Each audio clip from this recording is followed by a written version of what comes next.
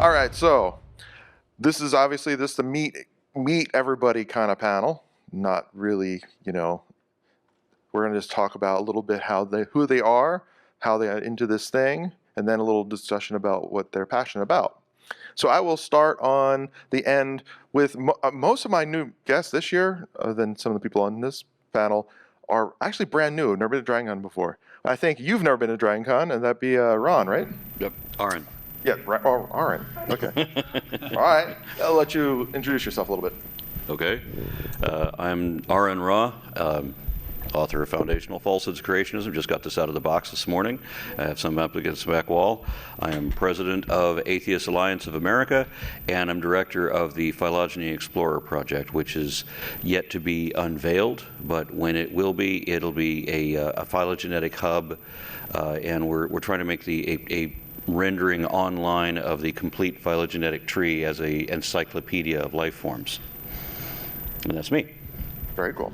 All right, good morning, everyone. I'm Julian Musolino. I'm an academic, actually, a professor of psychology and cognitive science at Rutgers University. I'm also the author of The Soul Fallacy, a book that came out about a year ago, and I'll be talking about this on Sunday morning at 10, so I hope there'll be a lot of people. This is my first DragonCon, so I'm very excited. You haven't seen anything yet, by the way. No. Well, I'll I'm tell not you even what, kidding. when I landed at the airport last night, there was a big banner in the airport advertising DragonCon, so I knew that this was something big. So I'm super happy to be here, and I'm looking forward to all the events, to the parade on Saturday morning, the costumes, and interacting with the other people in the crowd. And good morning, everyone. My name is Margaret Downey. I'm the founder and president of the Free Thought Society. We are a national group. We're doing events all over the country. But I am always thrilled to be at DragonCon. This is my 7th DragonCon, thanks to Derek's kind invitation. That's all of them but one. Yeah, all of them but one. And I asked Derek about.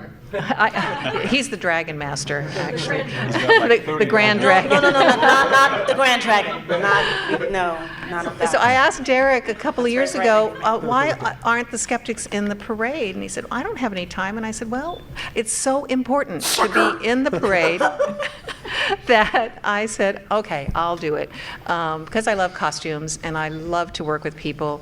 And I think it's so important for skeptics to be out in the public with our message of education and science and claims against the alternatives to claims of the paranormal, and all those things need to be out in society, out in front. We need to be in that parade, and I'm so proud every year that it keeps getting better and better. And this year, we're televised. And actually, I'll tell you more about the parade when I have more time, but right now we're introducing ourselves, so I'm going to pass it on to my friend Dan. I'm Dan Barker, and this is my first DragonCon, and I'm only here because Margaret said, you got to come here, so. I only had heard a little bit about DragonCon, but this will be a lot of fun. I'm co-president of the Freedom from Religion Foundation, Madison, Wisconsin, co-host of Free Thought Radio. We had to record our show early this week for Saturday broadcast. I've written some books, Godless, How an Evangelical Preacher Became One of America's Leading Atheists, which is my story. It's embarrassing. We all have our embarrassing pasts. The book Life-Driven Purpose, which answers Rick Warren's purpose-driven life. A book that came out this year called God, the Most Unpleasant Character in All Fiction, which Richard Dawkins asked me to write because he wanted to defend his famous sentence. And I'm going to talk about that tomorrow in a panel, The Most Unpleasant Character in All Fiction. I'm also co-founder of the Clergy Project, which are ministers and priests, nuns and other professional clergy who are now atheists and agnostics and need an exit strategy. So we're helping them get out of the pulpit. And next month in our convention in Pittsburgh, one of the preachers who's still in the pulpit right now is going to come out as an atheist. He's registered under a false name, so nobody knows. So if you come to our convention in Pittsburgh, you'll get to see one of them. He's quitting his job in a couple of weeks, and he's going to come out as an atheist, so that'll be fun. Exciting. What time is your panel tomorrow? 5:30, I think, in this room, I think. Yep. Everything for Skeptic Track this year is actually in the same hotel, and even all but one event is the same floor, because even our big magic show is actually just right out here, right across from the new tables we have, which I will tell you about in a moment. New tables? Yeah, you're involved with this, so you can talk.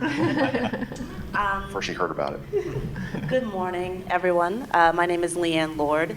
I'm sensing a theme. I'm too here. I'm also here because Margaret said so.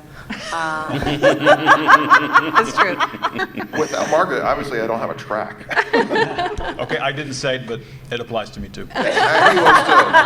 I was the first, so I didn't want to say it. No, and it's wonderful. Actually, thank you both, Derek and Margaret. This is my second DragonCon. Yes, I'm excited for many reasons. Second DragonCon. It's my birthday. I don't know why I'm Oh yeah, it is your birthday. I forgot the cake. So this is like the best birthday weekend ever for me. I haven't stopped smiling yet. You're in your 30s now. Oh, absolutely. Yeah. Yes, not a day over 22. So now you can just use DragonCon as your birthday, so that means you're only 2. Yay! Drunken toddler. Terrible twos. Terrible twos, yes. It'll make your comedy so much better now. It will. And speaking of comedy, I have my show tonight at 10 p.m., so please come. He hasn't introduced yet, but he will also be with me. He's like, I'm on your show tonight? I'm like, yeah, you're on my show tonight. You'll be there. I also am an author. I have a book called Dict Jokes, that is D-I-C-T. Yes, nothing to do with skepticism, but really funny for skeptics, if you like it. And my second book, which just came out this year, Real Women Do It Standing Up. Which is a collection of stories a la Irma Bombeck meets David Sedaris about my life as a woman, black female stand-up comic, trying to be a comic, trying to be a human being, trying to be a wife and failing because I'm single now. But it's all of those life stories sort Dealing with of rolled smelly in. parents. What was that? Dealing with smelly parents. Dealing with smelly parents. Yes, I also have a podcast because I don't have enough to do. I have a podcast now called People with Parents. Because our parents, our relationship with our parents is like the longest one, most complicated one we have, and no one ever tells us or teaches us how to manage that as they get older. And that's where I am, trying to deal with it with love and humor, and I put them on Groupon if anyone's interested. They're very cute old people. They love strangers, so I encourage them to go with strangers as often as possible. They always get brought back. Are you sure these are your parents and not dogs?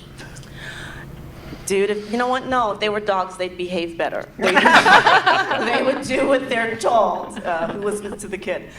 So yes, Leighann Lord, comedy show tonight, 10 o'clock. I'm sure there are other panels that someone has said that I'm on that I don't know right now. Science Track poaches you for things. Yes, Look at the I'm back also of on yours. Science Track. I would read the back of my ID, but I don't know what happened. This year the type got really small. I know. So I don't know what I'm doing. This is your birthday. It's my birthday, and I can't see. But just happy to be back and on the best track that DragonCon has. So. All right. Yeah. And hi, my name is Ian Harris. I, too, am a comedian. Also my second year at DragonCon, thanks to, We have 2 again, toddlers. I don't Derek know. and Margaret. We're 2 together. Yeah, and I'm doing a show on Sunday night here at 10 o'clock. So, as well as apparently tonight. He just got roped But yeah, into it. I'm just a comedian. But I try to infuse skepticism. You're not just a comedian. You also do voice talent too. Yeah, I know I do voiceover work, yes, but I don't do the cool voiceover work. On my ride over here last night from the airport, I was with the guy who I know a little. I mean, I met, but I know his name, and he's here because of his voiceover work, and he does all this cool like. Is the in a world guy? No, he somebody who does like video games and animation. And he's like, "What do you do?" I'm like, I just do like, promos for coming up next, Real Housewives. And funny, like animation guys are like, "Oh, promo's awesome." I'm like, "No, it's not," because nobody lines up to hear the guy who goes, "Bravo." Nobody gives a shit about the guy who says that. So, But yeah, so that's it. Just I've been a skeptic since the day I could pronounce the word skeptic, I guess, and and I love science, and I love skepticism, and I like to infuse it in my comedy, which usually means I have to argue with people after shows, every show I go to. So that's why I love being here, because I don't get in arguments. I just get people who are interested in what I have to say. And and total side plug, we were together at the recent rally. This dude is totally funny. You got, I mean, if that's what you're looking for, that absolutely hilarious infusion of comedy and skepticism, this is your dude right here. You want to see his show? Isn't it online? Oh well, I do have a TV special called Your mic went out. Critical and there you go. I have a TV special called Critical and Thinking that's on iTunes and Amazon and all those places you can watch it. And then I have a second one coming out that I'm taping in October that will be for Netflix called Extraordinary. So. And then we have the late person. There's a late person? No, without a mic. Introduce yourself. I have no mic and no water. I'm Oh, the proverbial. This is what you get when you're late. I'm playing the Wandering Jew today, so I've been exploring Atlanta and the Uber and the various hotels here. My name is Rob Penzak. I'm the executive director of Atheist Alliance of America. I co-produce and host a show called Road to Reason, A Skeptic's Guide to the 21st Century. I was a physician turned writer turned secular activist, so my wife did not use very good critical thinking skills in picking a mate. And this is something that I'm really glad to be. It's really exciting that they have a Skeptic Track down here. I also write fantasy, so this is really a perfect blend. I couldn't be more excited about coming to DragonCon and hopefully getting some of the critical thinking ideas out into the mainstream as well. Thank you so much for that. I'll try not to gasp as we get on. Thank you, Angie. All right, so I got to throw in one more thing, because everybody else was talking about the thing that they're going to do while they're here, and I forgot to mention I'm also going to be giving a presentation on the taxonomy of dragons tomorrow. I think 2:30, probably here. how many dragon fossils have they found by now? That's debatable. But are any of them on the Ark? They should be. Well, on the Ken Ham Ark? Are there any New Testament dragons? Because I think, for people who are progressive. I was on the Ark, and I did see some dragons that Ken Ham had created specifically for that. He called them velociraptors, but he also called them dragons. Awesome. Velociraptors. Those are one of the things about like a little bit shy of a chicken-sized thing. Or did he use the Jurassic Park movie version? The Jurassic Park movie version. Oh. And I called to their attention. I grabbed one of the people that worked there, and I said, "Where's its feathers?" Yeah, That's right. almost all. But let's be fair. The early people from 5,000 years ago had to get around somehow. Yabba dabba doo. Well, I saw the cartoon. It's plausible. All right, so Good night, everybody. I know it's your birthday, but I mean, Just vodka. so we'll start on this end. What is the most pressing issue for skeptics you think is going on now? I mean, a few years ago it was always the Dover trial and things like that. What do you think is the thing now? I guess I would say that the main reason I'm in this is for a lot of socio-political issues, and also just things that are going to shape our future.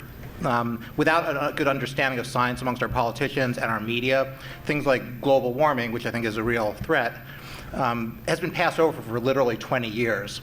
So that's one specific issue, but really just getting people to take an open look. Another thing that we're going to be talking about here is street epistemology, where we try to have honest conversations about contentious issues where you don't necessarily agree with the people on the other side. So I'd say there's, on a broad scale, our biggest issue is not being able to have those honest conversations. We've become so polarized, and people shut down very quickly and don't want to listen to the other side and see if maybe they're wrong about something. And then, for a specific topic, I would say that critical thinking in science needs to get into our political mainstream. Yeah, and I have to add to that what he was talking about. science being rejected by political officials. I mean, when you have people that say that we don't need to do anything about climate change, I mean, regardless whether you accept global warming or not, even if you just look at it as an environmental issue and how much damage we've been doing to the environment since, the 50s, right? I mean, this is, there's cumulative garbage. Who can deny all of this? I mean, it takes some accountability. But when people say things like the seas can't be rising because God promised never to flood the world again, that's not a person we need to vote for. That's somebody that needs to be put in a special room and educated. When he said that, that was actually a politician who said that. Yes. Just like the guy with the snowball. There can't be global warming because I found this snowball. There. So these are the people we're electing for their leadership skills. This is a problem. The worst part is, I watched Cosmos as a kid, and when the whole, the Al Gore movie came out, I watched this, I saw this episode of Cosmos 20 years ago. And so we've known this for this long, and now people are paying attention, finally. Yeah, and now our vice presidential candidate, Mike Pence, wants to teach evolution as just a theory. Yeah. Didn't we try this a while back with the Papa Bush? I think his running mate can trump that. I've had a meal with Trump before. I have stories. Next. All right, so for me, a pressing issue is to try to change academic and scientific culture in the following way. So as scientists, we are rewarded to do primary research, to find out how the world works, but we're not rewarded to communicate with the public. Some of us do it. We're encouraged to do it by universities, by funding agencies, but there are no rewards within the system. And I think that's a big problem. It's a problem because there needs to be many, many, many more scientists, academics, professors out there pushing the cause, explaining science to the public, writing for the public. So that's something that's become very urgent for me because I've been in the ivory tower for all my life, essentially, and I've stepped out recently, and now I'm at events like this one, and I'm realizing how few people in my profession, you have the well-known ones, of course, the Richard Dawkins, the Steven Pinkers, but there are far fewer than you would imagine who actually do things like that, again, because they're not rewarded. Once many more of us come out and start doing things like that, I think that's a way to put pressure on political bodies to engage the public, to engage students. I have students who, you mentioned evolution, so I have a story about this. I had a science major who once came to me after a lecture and told me he did not believe in evolution, at least in human evolution, because nobody was around to see it happen. And so he explained to me, he said, you see, Professor, science is something that we can recreate in the lab. If nobody was around to see it happen, it didn't happen. So I was tempted to tell him that nobody was around to see his parents have sex, but we could reliably infer from his presence in the room that this somehow must have happened. I mean, just think about this for a second. This guy was graduating from college with a science degree, and that's the kind of argument that he was pushing. So that's, in fact, there's, I'm going to do a plug for the Free Thought Society. There's a little blurb that I wrote. You can pick it up in the back. It's called The Curse of the Carl Sagan Effect, that discusses this issue that I think is very pressing. The worst part is we actually have seen evolution in action in experiments and actually in recent times. Of course, it's with things that multiply fast, like insects. Like, because of World War II, we actually now have a new mosquito because all the people who went underground during the bombings in London, there's now a mosquito that doesn't breed with the other ones and can only be underground. And it originally was up above the subways, but now it only lives down in the subway, and it can only breed with itself. So I've seen this stuff happen. So technically, we actually haven't seen it. So you have that to tell them next time. Yeah, right. There are many other things I wish I could have told him, but yeah, my book also has examples of observed instances of speciation, as well as beneficial mutations and transitional species and that sort of thing. And I guess it's my turn. So I want to encourage people to go to the back of the room and pick up complimentary literature from the Free Thought Society. And we do publish some very interesting articles, one of which is Julian's article about the Carl Sagan effect. And it's beautifully written. You'll enjoy it very much. My main focus in the non-theist community has always been about discrimination. And it has always been a passion of mine to end discrimination against the non-theist community, and that involves the skeptics as well. And that's why I took on the project of the parade, was to get out there in the public eye and show that we have a sense of humor, show that we have a love of history and science, and get the persona changed publicly as much as possible. In the non-theist community, we have that same problem with negative stereotyping. So that's been my main focus for the last 30 years, is trying to end the negative stereotyping, end the myths about non-theism, and present a very good public persona, to promote speakers who have great qualities, to promote comedians who have great messages, and to get as many people out there in the public to change the perception. And I hope you'll join me on Saturday, because... There goes the pitch. The pitch. And I would really appreciate people joining in. And she gives you costumes, so if you don't have one, that's her thing.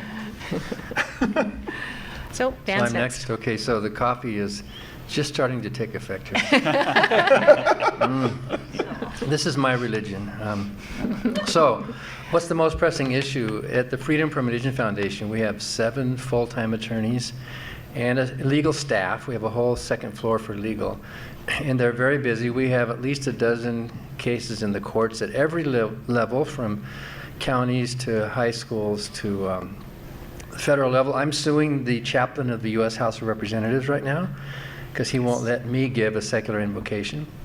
But So petty. So we also do, I kind of thought that the House of Representatives should be representative. Yeah, but think. you would think. But in any event, and we're doing it not on free speech, but on equal protection. But in addition to the lawsuits, we field thousands of complaints from people around the country. Maybe some of you have sent complaints. Last year, more than 4,000 complaints came in.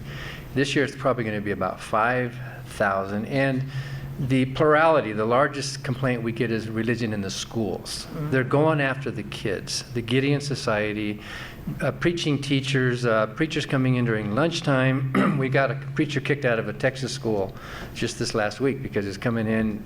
And the school said, fine, you can come in and do that. But, they don't let anybody walk into the schools unless they've got a Bible. These are predators, really, is what they are. Creationism in the classroom, preaching teachers, and so on. 10 Commandments monuments on a high school property, on 2 high school properties, which we've had to sue over, and we won one, and we're going to be winning the next one pretty soon. So it's the schools, really, and I think the theme here is that the education of reason, science, skepticism, doubt, open mind is really what's the hope for the future, and the religious right wants to squelch that. They want to get the kids and keep them thinking, that the Bible is the truth. So we sent letters to all the school districts around the Ark Park in northern Kentucky, to those 4 states. Every single school district, we sent a letter saying you cannot use the Ark Park as a field trip for your kids. A lot of the schools are trying to do that. They're saying, oh good, let's use this as a historical field trip to explain something, because the Bible's a part of our history. They have somebody riding a dinosaur. Yeah. So anyway, they can go on their own, and churches can do that, but the public schools cannot be doing that. Public schools should educate. So we're trying to clamp down on that and warn the schools they could be legally liable if they do something like this. So. And it speaks of an endorsement that, it's something that worthwhile to go visit. Does. And that's... But they're just saying, oh, well, it's a part of American history. And we're saying, well, you could theoretically, if you were doing a class on kind of wacko Americana movements, and you were going around visiting the snake handlers, you could probably pull that out. Okay, now we're going to go to the art park. But they're presenting it like it's a historical fact, and that's just wrong. So, Comparative wacky teaching. wacky teaching. And if somebody thinks that this is like a little fringy, think about Scientology. It was a book written by a very bad sci-fi author as a legitimate bet, and people now see it as an actual religion. Go figure. So That's why I'm working on another book, because that's profitable. Just saying. the religion of comedy. So the goddess Leighann, huh? Is that what it's going to be? Listen, people want to be led. You might as well lead them. I'll donate. And you 10 got the bucks. last name for it. I do. It's actually very scary. People would invite me to do shows at churches because of my last name, and No, you should say yes. that's an altar call they don't want. I mean, that's a good idea. Kill them with, humor. Yes. What was the question? It's my birthday. No. Birthday brain. I do. I really do. Well, it's once a year, and this is the kickoff of the fiscal quarter, so you can get it all in. For me, I mean, all the things that you all have mentioned are very important. The one that is, I guess, always standing for me is the hyper religiosity of the Black community. I was part of a campaign, CFI, Center for Inquiry, did a campaign a few years ago called African Americans for Humanism. And the goal of the program was simply to say, you are not alone. If you have doubts about religion, this wasn't us running in the churches, pulling people out, but letting people be comfortable with the idea that you are not alone in having doubts about the religion that you are practicing, and that you should be skeptical, you should be asking questions. I mean, I was raised Catholic, which kind of explains how I got here. Yeah, I mean, Yeah, we all know that's sort of the gateway for us. But I'm a minority within a minority. Overwhelmingly, most of the Black community will be some form of Baptist or Pentecostal or other type of Christianity. And it is very difficult to have those questions. It's difficult to leave. It's difficult to not sort of engage in the magical thinking that, some sky daddy is going to fix things for us. And just being out and being a nice person. I used to be very argumentative and combative. I'm older, I'm tired now. I'm just trying to be a decent human being. And that decency and the non-belief, I'm hoping, is enough of an ambassadorship where people can go, oh, well, she's nice, and she's also a non-believer.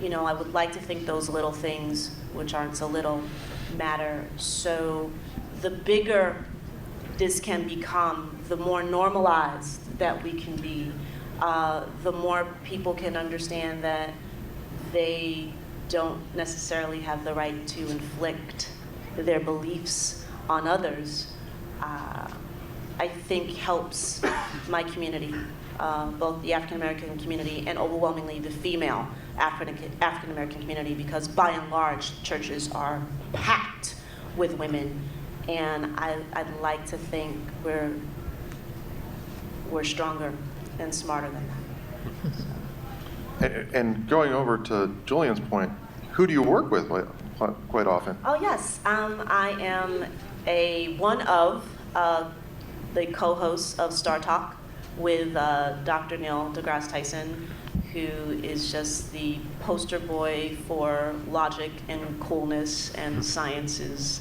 awesome. Full disclosure, I'm not there for my science background. I guess I'm the resident sci-fi nerd. His co-hosts often serve as the everyman. So when he gets too techie and I'm like, by my face he can tell we need an easier, simpler explanation. And the whole goal of StarTalk is to sort of have that combination or that meeting of pop culture and science, so that you are subtly teaching while entertaining. He will tell you that this isn't, kids, there are children who are fans of the show. His goal is adults. Those of us who sort of missed science or didn't have that encouragement in science and math, and I will fully raise my hand and go, there's stuff I don't know. And not that I'm comfortable not knowing. What I am comfortable is asking the questions and admitting I don't know and being open to those explanations from folks who do know, like Neil. He is very not elitist when it comes to education. That's where we get into trouble, where we try to hold that knowledge and hoard it, and the folks who need to know then don't know, and we have schisms and election years like this.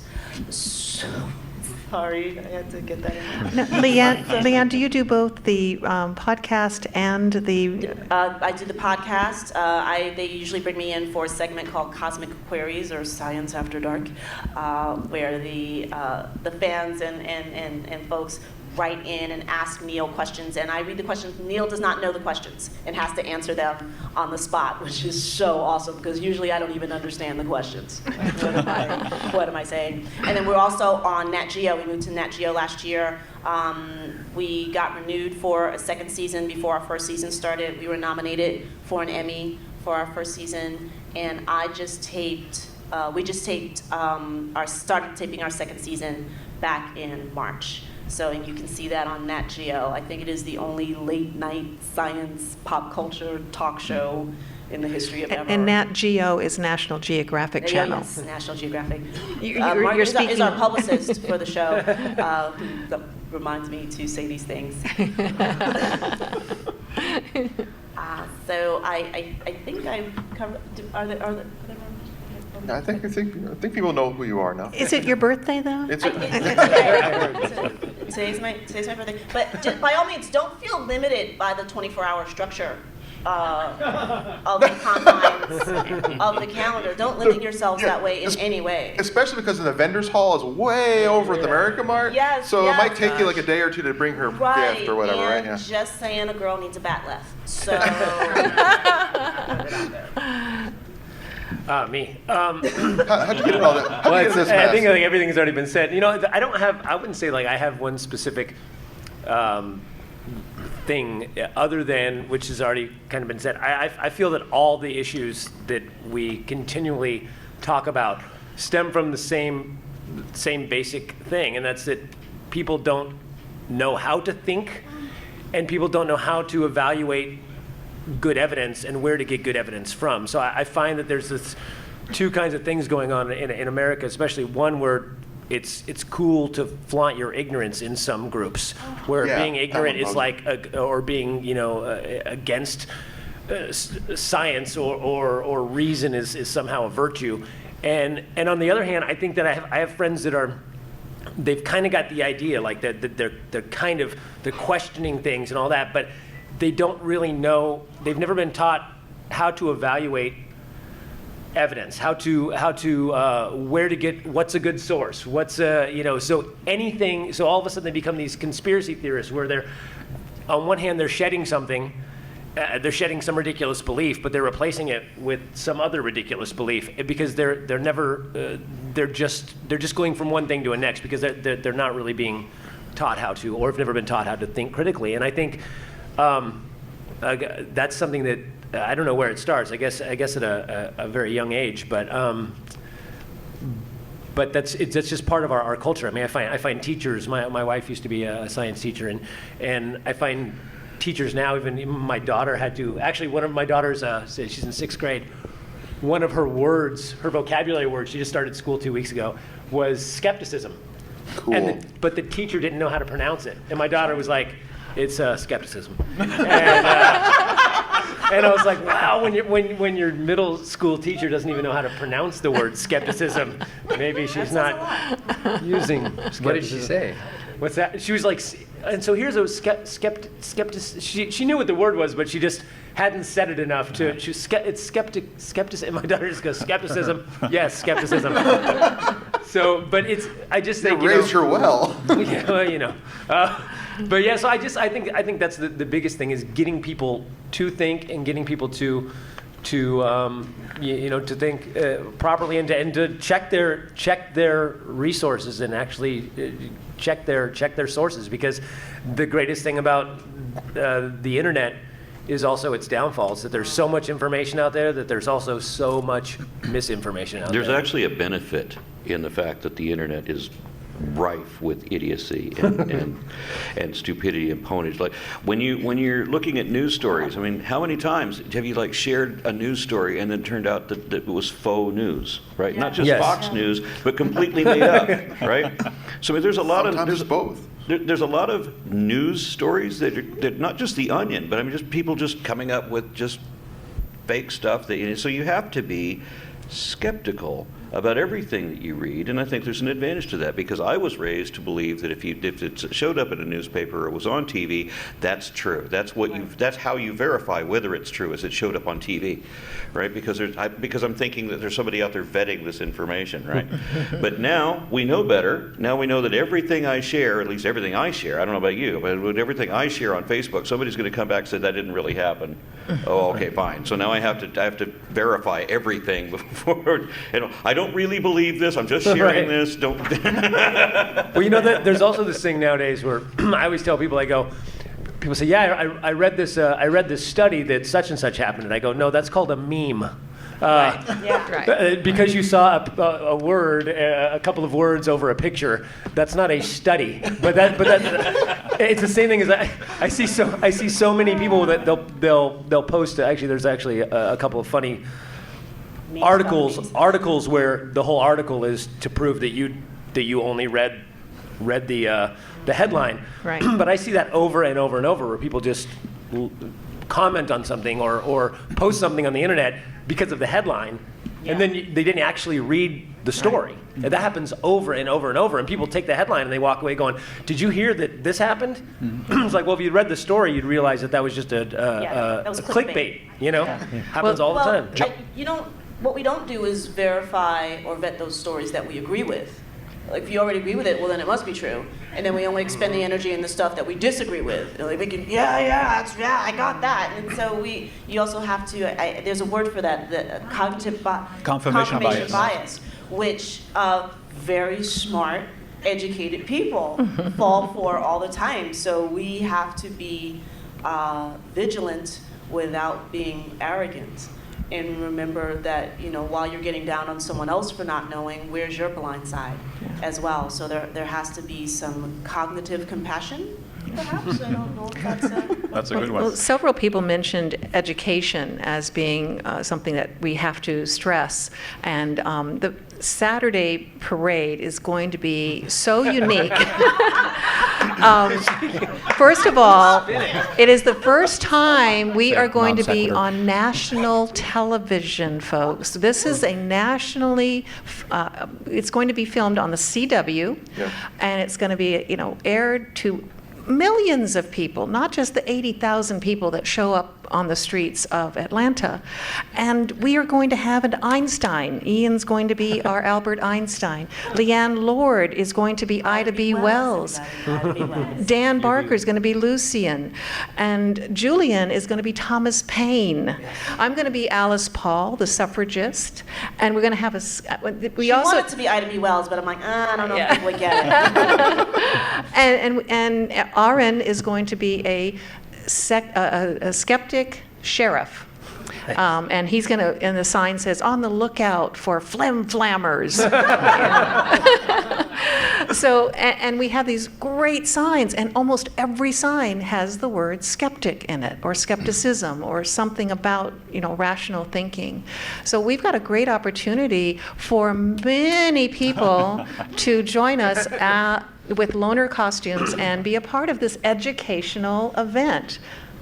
I'd like to, can I mention something? You said something very important, but at the higher ivory tower academic level, and I think that I wish we could filter that down even earlier, because religious folks get it. The younger you get them, you're able to keep them. Right. So I wish those rewards were in place sooner, that critical thinking skills were taught to children much younger, and so that it was sort of baked in, so that we might even be able to do puberty better, my goodness, if we had those sorts of questioning, critical thinking skills in there. But it seems like we're, like you said, we're rewarded for not knowing and not asking and flaunting our ignorance, and just. It's because it's not fun. There's no magic in it. When you're a kid, magic is fun. But knowledge is fun too, says the nerd. But I agree, it would be wonderful to be able to start younger. The problem, I think, is that there's a big difference between the kinds of thoughts that we engage when we think about religious notions and the kind of thoughts that we engage when we do science. The first one, it turns out, is very natural. We are creatures that were, I'm not going to say designed, but that evolved with certain psychological profiles that make religion or religion thought very natural. Science, by contrast, is very unnatural. It takes years of training to think scientifically. That's why, back to what we were saying earlier, it doesn't come naturally. And so we have this problem to begin with. And so I think that education is a huge, huge factor and very, very important to combat the natural. And in a way, we are the odd ones out. Scientists are odd because they don't think like most people. They really are taught to think differently for many, many, many, many years. And so trying younger, I think, would be a very good idea. Yeah, comedians are also the odd people out, so the science kids and the comedian kids are sitting at the same table in the lunchroom, I guess. Yeah, I think it's really important that skeptics break out of their own community and get into shifting mainstream culture. A lot of the things that we've talked about, like Aron goes and fact checks everything, and if we're in the skeptical community, that's what we do, and we feel really embarrassed if we jump on a story because it sort of favored our side and we throw it out there. I don't think most of mainstream America and mainstream media doesn't have that sense of shame, or I screwed up, or I really should have looked into this, and we really need to inculcate that, in education early, that it's your obligation as you put out information to do the fact checking. I think with childhood indoctrination is another thing that I'd love to see us, really address head on and keep it in the media or get it in the media. People like Richard Dawkins, Andy Thompson, a lot of people will say that really is child abuse. And the same way you can't feed lead paint to a kid, if we're really harming a kid's thought process, and if they're not going to develop the same way cognitively when they're 20 because of how they're educated from 2 to 7, there's really a case to be made that we owe them critical thinking so they can reach their full potential. Is there a case for that? Does everybody here know what the Flynn effect is? The Flynn effect? Yeah, it's been going on since they've been studying this, where no matter what, the IQ level of people keeps going up and up and up. And one of the biggest reasons they believe this is happening is because of the fact that more and more people are having to use logic and critical thinking just to survive today. Over the times when inventions started to happen, the tools got more complex. The things you have to do for work became more complex. So it started to actually, the parts of your brain had to work different, and therefore people's IQ keeps going up. And it's actually a studied thing. So there's a case to be made for the fact that if you dampen that, it's proven that people get smarter if you don't let that happen. If you let people flourish, they actually get a lot smarter, and it's been shown. So. It has indeed, yes. That's a real effect. And what's interesting is that it's only a subpart. IQ measures different things. There's one thing it measures that's called analytical thinking, and that's the thing that keeps getting better. And it's been linked to more and more complex societies, our use of technology, et cetera, et cetera. Even in the US, it's happened. So I think there's hope. I think there's hope. You're Italian, aren't you? How can we spread it to politics? You're Italian, aren't you? Is Texas in the U.S.? No. We got 6 minutes left. If we have time for one question, how this works is you walk up to the microphone, don't touch it. It'll actually adjust to your height. It's automatic. It's magic. Really? Yes. Woo. Come on, somebody's got to try it. Come on. First one. And we have 1 minute each then. That's good. Adjust. Okay. Yeah, say sweet things. Talk dirty to And who it. says there's no sense in Hold on, wonder? you know what? Let's Magic. have someone record this and then tell the story that the mic, something happened, a miracle happened. On this God mic. must have done it. Yeah. Yes, but then which one? True. Okay, so my question is actually brief. So what do we do about, because we spoke a lot about educating children and making sure that we can combat indoctrination. What is it that we can do at the school level to teach children about the sciences and keep them from being taught creationism, rather, in the schools, in public schools? Because I come from Cleveland, Ohio. Ohio is quite creationist.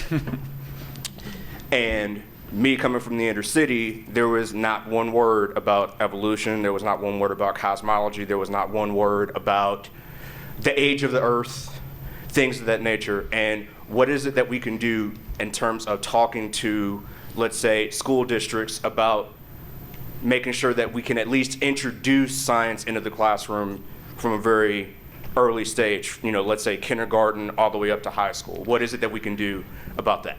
Well, unfortunately, there's no one here representing the Richard Dawkins Foundation, but they have a program where they're going out to school districts and teaching teachers how to teach evolution. And it's, going into the mostly southern states right now, is to make sure that the teachers have the tools that they need to promote evolution. And I have to credit, the Richard Dawkins Foundation for coming up with this idea. Look it up on the internet under his website, and that will verify what I'm saying. And when you do, you're going to see the video series that Richard Dawkins Foundation is hosting that my wife and I make to teach middle school biology, which includes unapologetically evolution wherever it is integrated in the national standards, what is required by students.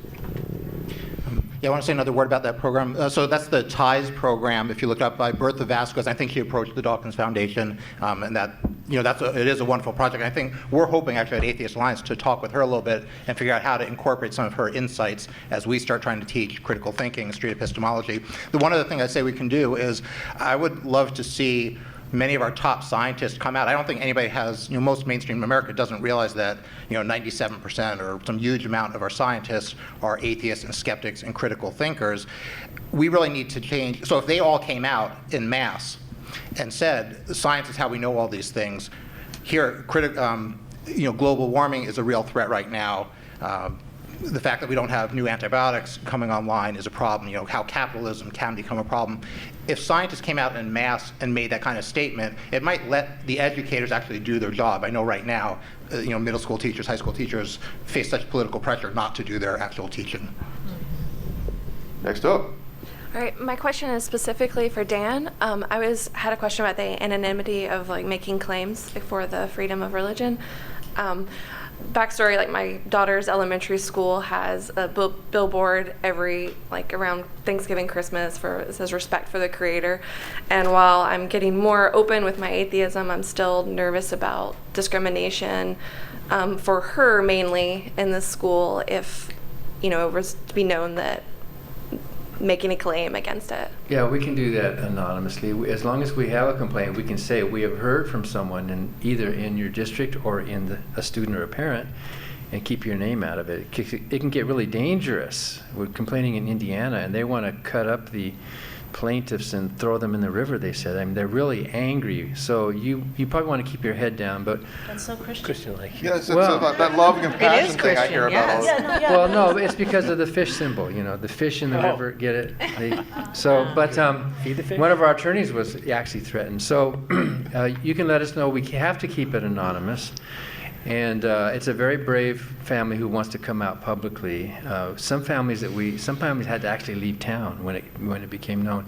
Also, you can go to court on a protective order. You can go anonymously too, which means the judge knows, but nobody else does.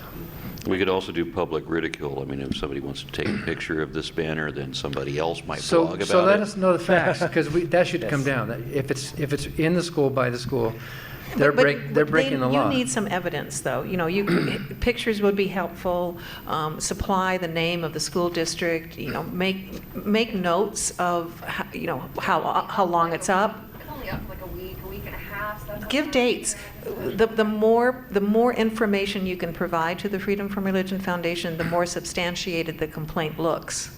We have a form, an online form. You can click, click, click, click, and it really helps because thousands of them come in. And we have one guy who spends his whole day just handling intake to know which attorney to get it to and which. And many of them are so similar, we have template letters ready to go. We can usually get a letter out that day. We can get it sent and mailed and get it and emailed and get to the media in the area too. So. And death threats are real. When I was in a lawsuit to get the 10 Commandments plaque down from the Chester County Courthouse, I had death threats every day, and they were scary. You know. And did you remind them that one of those commandments actually? I'm just wondering. It says something about that somewhere. In there. Yeah, I mean, I think we got 30 seconds, but you know what? One person left, so you get that last question, then your last one. No pressure. That'd be good. I go to a church where we actually, I want to teach critical thinking to the children as part of their religious education. And I haven't been able to find any curriculum. I found one book, children's book, where there's a little girl trying to debunk a ghost story. That's my book. Well, thank you. Scooby-Doo works pretty well. Scooby-Doo is fantastic. Old Scooby-Doo, not the movies. How old are the children that you're trying to teach? Well, they're all ages. Starting. I would probably be working with the kids from the 5th through the, high school. Mm-hmm. I also would like to be able to do it with adults in my church with critical thinking or analytical thinking. I don't know of any curriculum for that either. I'm happy to suggest some. So Skeptic magazine, for example, has a junior skeptic section at the end, which is very good. They're also they're on my mind because I just wrote a blurb for them. But Guy Harrison has. We can talk after this if you'd like, but has a couple of books on just that. His latest one is called Good Thinking. It's written for the general public.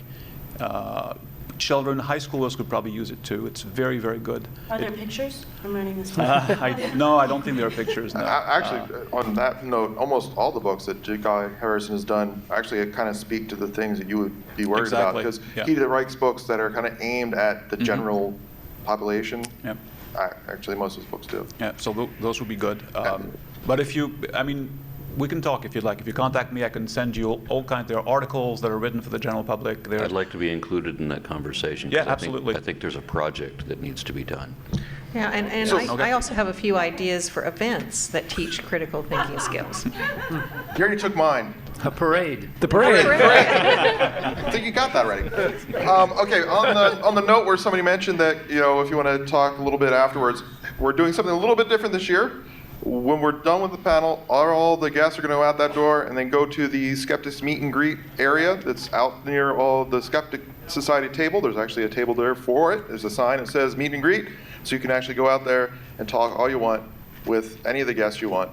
And then, therefore, you're not going to clog up the area because people we have to set up the next thing, and we're supposed to get people out and let new people come in. So anyway, where you can get in touch and talk to everybody. So, I didn't tell you guys about this, but that's where you have to go now. All right. Thank you, everyone. Thank you.